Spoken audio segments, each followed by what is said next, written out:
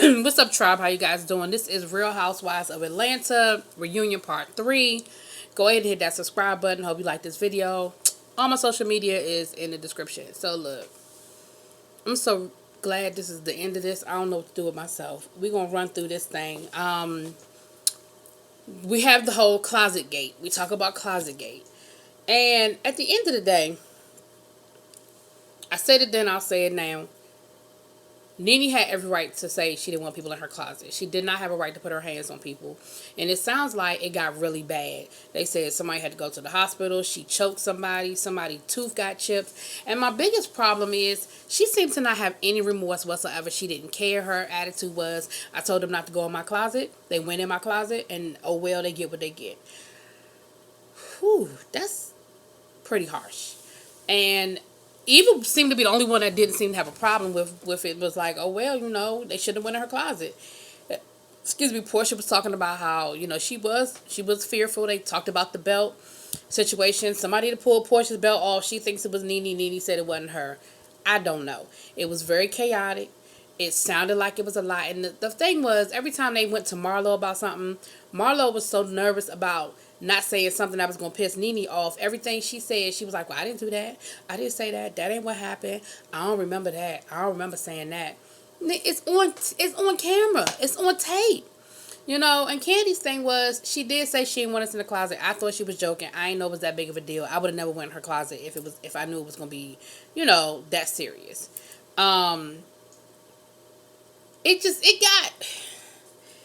It just sounds like, and even Andy was just kind of like, so you don't have nothing to say, like you don't have any remorse or anything. And Nene was just like, I'm so over her ass. They talked about Noelle going to college and Cynthia and her situation. Sounds like Noelle had a rough first semester and that she did better the second semester, but she kind of had it rough and they sort of went through some things. So, she said she almost had to have a do-over. So I don't know if that means like academically do-over or emotional like transition do-over. I'm not really sure. But she is still at Howard, so that's a good thing. Cynthia's in love with B. Chill, with Mike Hill. And they're in love and everything is cool. It was something else that happened before I get into Eva. I thought and Candy and Portia talked about the situation where, they had agreed to call, Nene together, but that, that wasn't no big thing. They didn't have no big issue over that or whatever. So we get to Eva and her finances and the wedding. Eva says she doesn't regret spending the money she spent on the wedding, that she did do some gigs to make the money. Says she did some Instagram posts. I need to get my followers up, honey. $40,000 for an Instagram post? Shit. She seems to think it's one bridesmaid. And Candy even co-signed what Marlo said and said, it's not just one of your bridesmaids that's talking about you. It's a couple of them, and you need to figure out, you need to find out who in the hen house. Because it's messed up that first of all, it's messed up that they're talking about you, but you think it's only one and it's more than one person. And like I said, even Candy was like, yeah, it's more than one person talking about you. You need to figure out, you need to go find out who your friends are. And, Eva went on to further explain the situation with, it just being a safety issue, and that part of the reason why they had to move is because Anyway, her bridesmaid that she fell out with gave out her address, and that was a serious issue. We know that the father of her child was arrested this week for domestic violence, and Eva has spoken on it before, but she spoke on it again this week about how bad things really got between her and the father of her child. She said it is really legitimately a safety issue.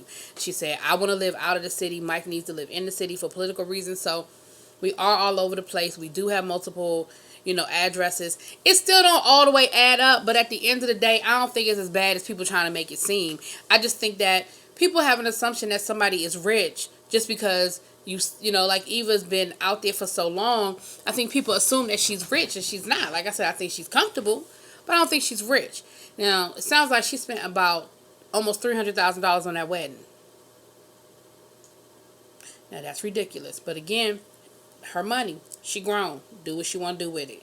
But yeah, so that's kind of how that went down. And then she talked to Nene about, um, but he asked, how did you like Nene's toast? And she said, well, I didn't realize it was that dramatic. I didn't realize we almost didn't get the toast. And Nene was like, well, it was just so much more going on that you know about. I did good to get up there and give that toast. Oh, well, And Marlo was just on the sideline, just co-signing. Everything Nene said, Marlo co-signing it. And of course, Marlo and Eva got into it about the lesbian situation. And Eva was like, yes, I've had relationships with women, but I don't know what you talking about, no. And she never answered the question about was she messing with a married woman in California with first name C. She never say no to that. But she did say that, she didn't know what the hell Marlo was talking about, whatever.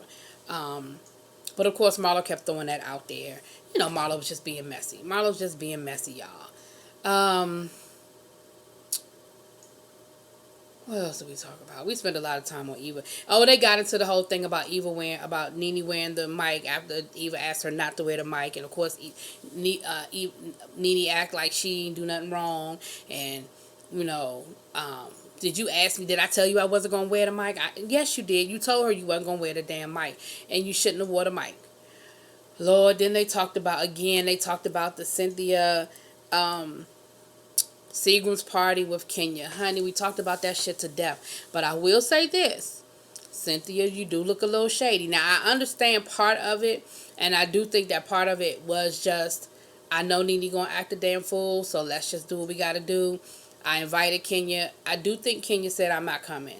I do think that Cynthia did not know. But I think the part where they had Cynthia talking to Mike, and she was like, I got to pretend like I don't know that Kenya was coming. I think that was a conversation that they'd already had prior to. And it was like, all right, I'm going to invite Kenya, and if she show up, I'm just going to pretend like I'm surprised.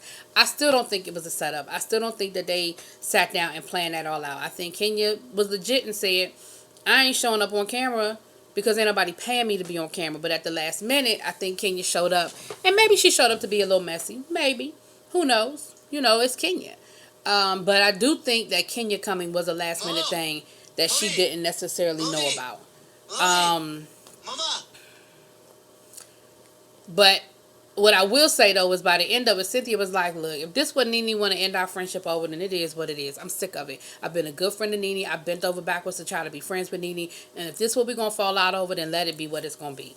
I said, I know that's right, Cynthia. You better let her know you tired of her shit. You better let her know that you were tired of always feeling like you kissing Nene's ass. And that's one thing that all the women said, that when Nene get mad, she just throw the whole damn thing out. She doesn't, try to work things out. She doesn't try to figure out how our friendship can work. She just throws the whole damn thing out. And I don't understand people like that. I'm going through something like that with a friend now. I keep telling y'all my business. And I don't think they've thrown the friendship out, but I don't even understand, we haven't talked, and I'm just like, we've been friends for too long for this bullshit, you know what I'm saying? And I don't understand people who can just be like, I love you, I love you, I love you, I love you, you my friend, I love you, you my sister, and then fuck that bitch. Like, I don't understand how you go from one extreme to the other.